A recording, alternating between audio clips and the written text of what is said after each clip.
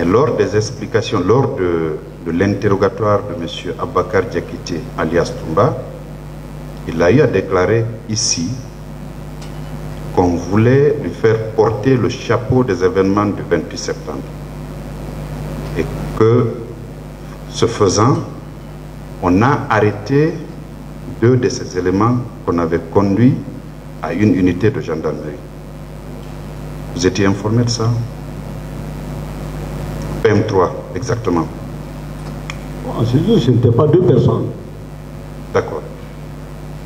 Mais je ne peux pas donner plus de détails parce que c'est une procédure qui est déjà ouverte. Moi-même, j'ai été, Monsieur le Président, j'ai été entendu par un doyen des juges à Mafanko. Je crois que c'était le doyen des juges Yansané. C'est que nous avions débuté la semaine dernière, oui, c'est-à-dire les questions suite à votre récit. Bien. Alors, en prélude du meeting des forces vives du 28 septembre 2009, oui, de quelle autorité aviez-vous reçu les ordres initiaux qui vous ont permis d'établir les ordres opérationnels?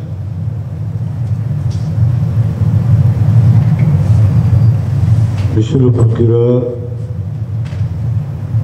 comme je l'ai expliqué ici, le 27, nous avons reçu des ordres que nous-mêmes nous avons transformés à notre niveau en ordre. C'est-à-dire que compte tenu de l'urgence de la situation, nous n'étions pas en contact avec le ministre de l'administration du territoire, encore moins le gouverneur ou des maires des 5 communes de Conakry. J'allais même dire les 2 maires de Dubreka et de Koya.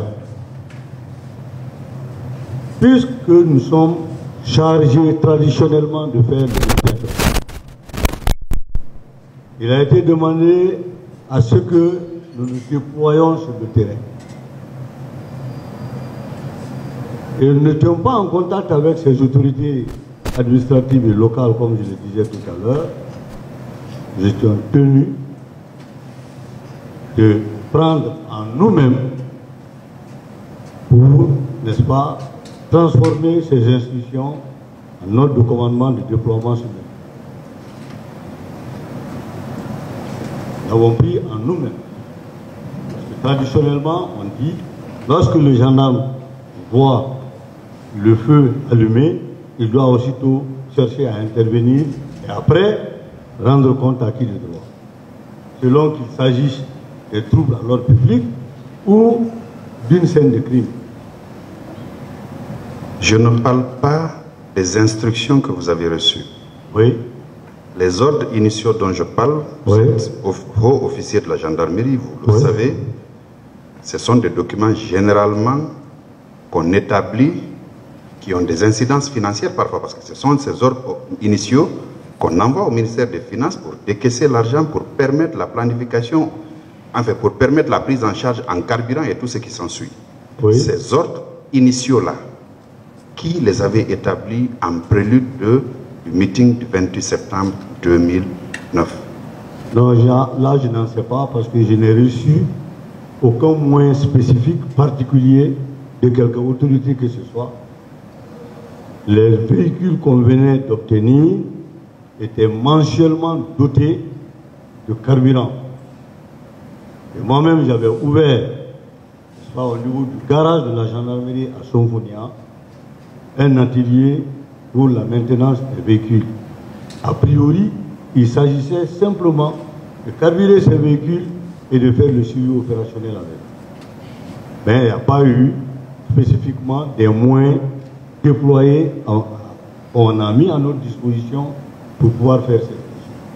Vous voulez faire comprendre au tribunal que les ordres opérationnels que vous avez établis étaient basés uniquement sur les instructions que vous avez reçues, c'est ça? Non, premièrement, comme je vous l'ai dit, c'est une mission traditionnelle. Pendant que je suis là en tant qu'officier de gendarmerie, je sors d'ici, je vois que des pneus sont brûlés, je dois aussi tout signaler. Il ne faut pas attendre que le maire appelle, machin, pour venir cherché à éteindre le feu, monsieur le procureur. Donc, ça, c'est standard. Maintenant, deuxièmement, puisque l'état-major de la gendarmerie relevait du chef d'état-major général des armées, il a dit, gendarmerie, police, vous faites le maintien de l'ordre et les autres unités, vous demeurez casernés. C'est en cela que nous nous sommes sentis responsables de mettre en œuvre des actions opérationnelles tendant à dissiper la situation qui était déjà, qui pointait déjà à l'horizon.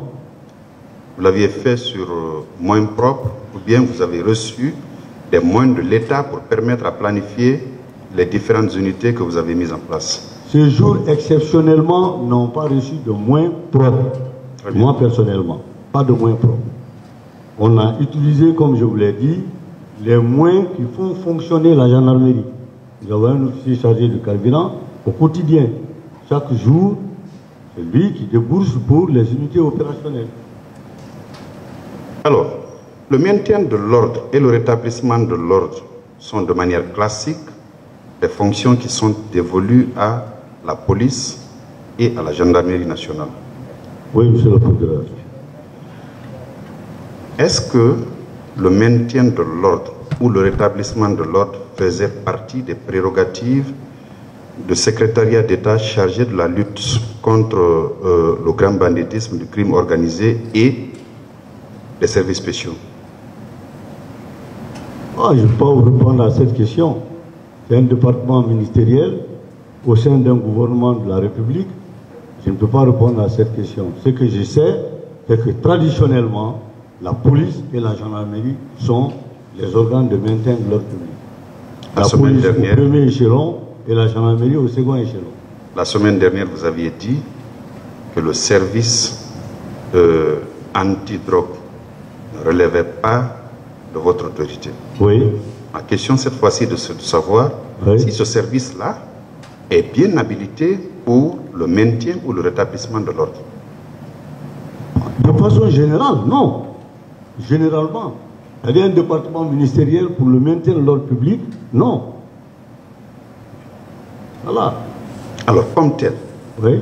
Est-ce que la présence de M. Moussa Tchebro Camara et des hommes qui l'accompagnaient se justifiait au stade du 28 septembre, ce même 28 septembre 2009? Est-ce que sa présence, lui et ses hommes, se justifiaient là? Non, monsieur le procureur, je ne peux pas vous donner une réponse a priori par rapport à ça. Soyez logique, monsieur Baldé. Je suis très logique. Vous avez dit? J'ai répondu à votre question qui tendait à savoir est-ce qu'il y a d'autres structures dans l'administration publique ou dans les forces publiques en charge du maintien de l'ordre, est-ce qu'il y a possibilité qu'un département y soit mêlé? J'ai dit non. Mais maintenant, la motivation du département, ça, moi, je ne sais pas. Parce que j'étais très sincèrement. Je pose la question. Oui. En tenant compte de quelques éléments. Oui. Le meeting oui. Au stade du 28 septembre oui. rassemblait rien que les forces vives de la nation. Oui. On n'a pas parlé de grands bandits, on n'a pas parlé de narcotrafiquants, on n'a pas parlé de grands criminels. Oui. Est-ce que la présence du service habilité à rechercher les infractions de ce genre se justifiait là-bas ce jour? J'ai déjà répondu à ça, monsieur le procureur. Je vous dis, traditionnellement, non. Mais par rapport à un ministre de la République, moi, je ne peux pas répondre à sa place. Il y a un accusé dans le box, M. Mamadou Aliou Keita, qui est gendarme. Vous le connaissez? Oui, je connais Mamadou Aliou Keita. Il a été un de mes garde-corps, monsieur le procureur. D'accord. Qu'est-ce que vous connaissez de lui? En deux mots. Le président, décidément, je vais donner des appréciations à tout le monde ici. Vous n'êtes pas tenu. C'était juste. Vous n'êtes pas tenu ici. Pour moi, c'était un garde-corps. Après, il s'est retrouvé à l'escadron numéro 1 comme étant, je crois, FLG ou quelque chose comme ça. D'accord. c'est trop bas par rapport à